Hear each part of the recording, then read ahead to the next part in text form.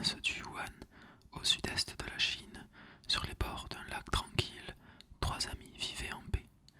Deux grands oiseaux, habillés de blanc et de gris, au bec solide, les ailes immenses comme des voiles, le cou long et flexible, des hérons cendrés, nommés Jing et Chong, et une tortue d'un âge avancé, Piwan. La tortue avait un caractère difficile, rancunière, susceptible, grincheuse, mais elle gardait le logis. Quand les nobles oiseaux s'en allaient pour des pêches lointaines, il la trouvait au retour fidèle. Et avec sa tête un peu massive, son oreiller, sa façon de se retirer en grommelant sous sa carapace, il l'aimait comme l'on aime un paysage familier, un point d'ancrage sur les eaux mouvantes dans les ciels changeants. Un soir, Dame Piwan, la tête ramassée dans le cou à son ordinaire, s'affairait à préparer le repas, quand Jing, qui était perché sur une branche d'arbre et se lissait les plumes, observa.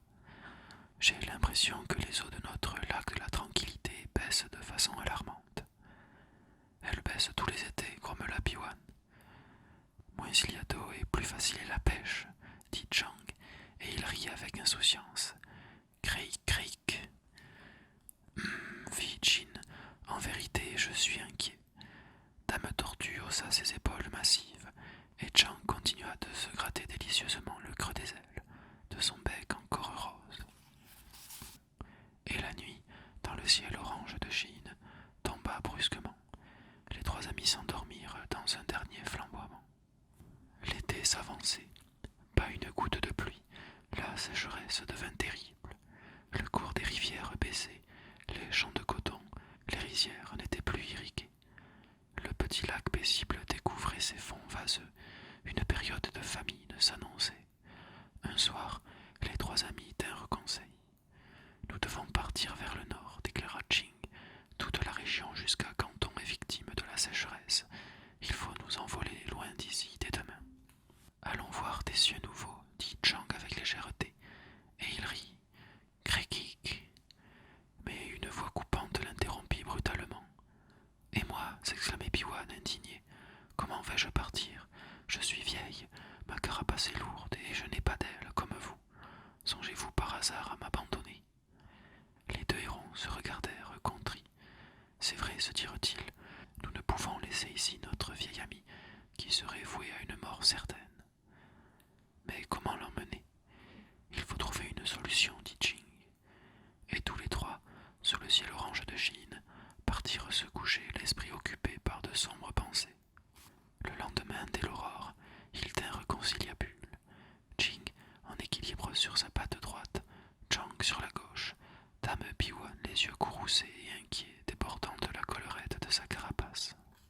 « Il n'est pas question de rester seul ici et de mourir de soif, fulminait-elle. Cher vieil ami, je suis d'accord avec vous, mais comment vous transporter? Il s'agit d'un long voyage, soupira Jing. Et vous êtes lourde, Dame Piwan, plaisanta Chang. Je me souviens l'été dernier, quand vous vous êtes posé sur mon pied. Aïe, c'était votre faute. Pas du tout. J'ai peut-être une solution, dit Jing. Nous pourrions couper un solide bâton. Nous le tiendrions, Chan et moi, chacun par un bout. Piwan le mordrait en son milieu. Bravo, fit Chan, c'est une idée remarquable. Et Dame Piwan ne nous rompra pas la tête avec son bavardage. Il rit de bon cœur. Cric, cric. La tortue, un peu rassérénée, eut la sagesse de sourire et ne dit mot.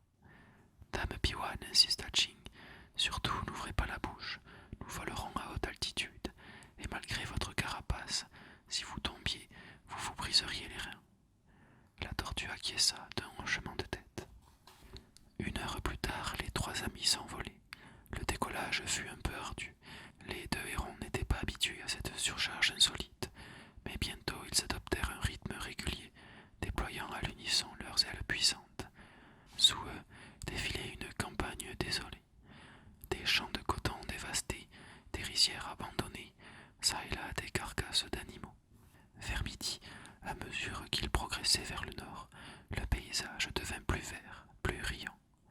Au milieu de l'après-midi, des paysans qui travaillaient dans les champs aperçurent leur étrange équipage. « Voyez cette tortue comme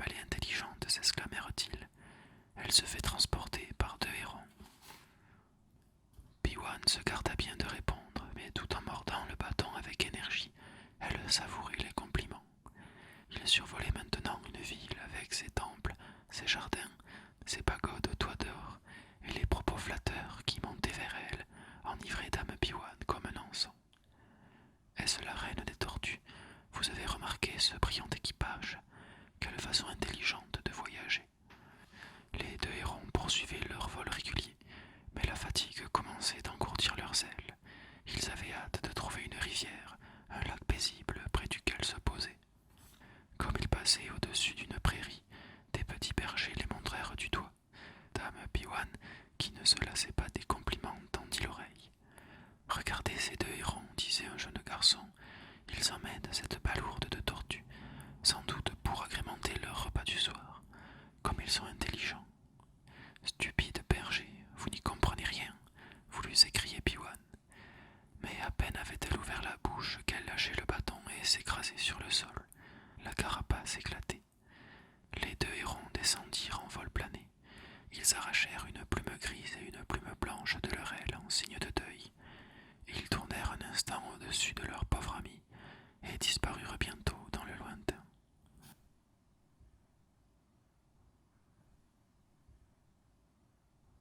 Le lion et le petit lapin blanc. Cette histoire est maintenant du passé. En ce temps-là, vivait dans la province de Heian-Lung-Xiang, au nord-est de la Chine, un petit lapin blanc dont le terrier jouxtait l'antre d'un lion. Ping-Pang était un gentil conin. Il aimait folâtrer dans l'herbe et la rosée. Il était toujours enclin à rire et à s'amuser. Il avait une épouse et 7 enfants. Son voisin Chong-Chang était à l'opposé, un vieux lion ronchon, arrogant et solitaire. 7 enfants, s'exclamait justement ce matin-là le vieux lion, et c'est votre 3e portée de l'année. Décidément, mon pauvre Ping-Pong, vous êtes un irresponsable. Mais, Seigneur, se défendait le petit lapin blanc, nous n'empiétons jamais sur votre territoire. J'ai fait là-dessus de sévères leçons à mes enfants. Sans doute, mais votre existence même est une gêne, une absurdité. Cependant, moi, je suis beau et noble, une fière crinière couronne mon chef, ma robe chatoie au soleil, mon regard impérieux, mes rugissements inspirent le respect, alors que vous êtes une bête ridicule et inutile. Sagement, Ping-Pong ne répondit pas, et il continua de gambader au soleil. Mais alors qu'il exécutait 3 belles cabrioles devant la caverne du lion, celui-ci entra brusquement dans une fureur épouvantable. « En voilà assez, donna-t-il. Je ne supporterai pas davantage vos manières insolentes. Je vous donne 48 heures pour trouver un autre gîte. Si votre famille de pouilleux n'a pas déguerpi dans 2 jours, je vous écraserai sous ma patte, tous, jusqu'au dernier. » Mais, Seigneur, argumenta Ping-Pong affolé, comment voulez-vous que nous découvrions en un temps si court le terrain sablonneux, bien exposé au soleil, qui convient pour creuser un nouveau terrier? Ayez pitié, Seigneur, mes petits n'ont pas encore leur fourrure, ils n'ont même pas ouvert les yeux. Je vous en supplie, Seigneur, accordez-nous un délai. 2 jours, pas une seconde de plus, rugit Chong-Chang. Le petit lapin blanc rentra chez lui songeur. Il médita jusqu'au soir. Enfin, son humeur aimable réapparut. « J'ai résolu notre problème, confia-t-il à son épouse. Ne t'inquiète plus de rien. » Il se coucha rasséréné, et chacun dormit en paix dans le terrier. Le lendemain, quand se leva l'aube aux doigts roses, Ping-Pong se rendit dans la caverne de son terrible voisin. « Oh, grand et puissant Chong-Chang, dit-il en s'inclinant très bas, hier je cherchais un emplacement pour installer mon nouveau terrier, selon vos ordres, noble seigneur. » Le lion approuva d'un grognement. Quand je fis la connaissance, de l'autre côté de la montagne, d'un animal qui m'a déclaré « Je suis le plus fort, le plus puissant, le roi de cette vallée et de toutes les terres à la ronde. » Et il a rugi de façon épouvantable. Son aspect effrayant m'a glacé le sang, j'en tremble encore. Stupide cul blanc, misérable lapin de Garenne, pourquoi n'as-tu pas expliqué à cet animal prétentieux que c'était moi, le plus fort, le plus puissant, le roi de toutes les terres à la ronde? Mais je le lui ai dit, Seigneur. Il a ri, et il m'a répondu qu'il vous terrasserait d'un seul coup de patte, qu'il vous écraserait comme un vulgaire moustique. Ah, ah, explosa le vieux lion. Ce flambard, ce bouffon prétend qu'il m'écrasera d'un seul coup de patte. Mène-moi jusqu'à lui, je n'en ferai qu'une bouchée. C'est-à-dire, hésita Ping Pong. Tu as peur, ricana Chang Chang. Mettons-nous en route sur le champ, hurla-t-il. Bien, Seigneur, fit le petit lapin avec humilité. Il apportait une figure si humble, si contrite et soumise, que tout autre que le lion se serait méfié. La marche fut longue, car Ping Pong effectuait de nombreux détours, tandis que son compagnon s'essoufflait en vaine colère. Comment, soliloquait-il, oser me défier, moi, Chong Chang? Quelle impudence! Je réduirai ce fat, ce vantard à merci. J'en ferai une carcasse pour les hyènes, de la charogne pour les vautours. Et le vieux lion s'échauffait à mesure que la course se prolongeait. Le soir tombait quand enfin Ping Pong s'arrêta. Seigneur lion, dit-il en esquissant une révérence, celui qui affirme qu'il vous écrasera d'un seul coup de patte est ici, au fond de ce puits. Aussitôt, Chong Chong se jeta contre la margelle et il tourna vers le fond du puits sa face courroucée. Alors, il vit une bête effroyable, ses babines découvertes montrant d'horribles crocs. Chong Chong eut comme un frisson, mais il se ressaisit. Sa figure se révulsa de colère, une grimace de cauchemar lui répondit, et plus il étouffait de rage, plus l'autre animal manifestait une hargne semblable. Il fulminait, son adversaire écumait, et leurs rugissements se mêlèrent en un seul cri abominable. Arrrr, arrrr. L'écho s'éteignait à peine quand Chong Chong entendit un petit rire amusé. À quelques pas de là, le petit lapin blanc, dressé sur ses pattes de derrière, se moquait ouvertement de lui. Alors le vieux lion sentit brusquement la fatigue de la course, le poids des ans, la mélancolie de la solitude.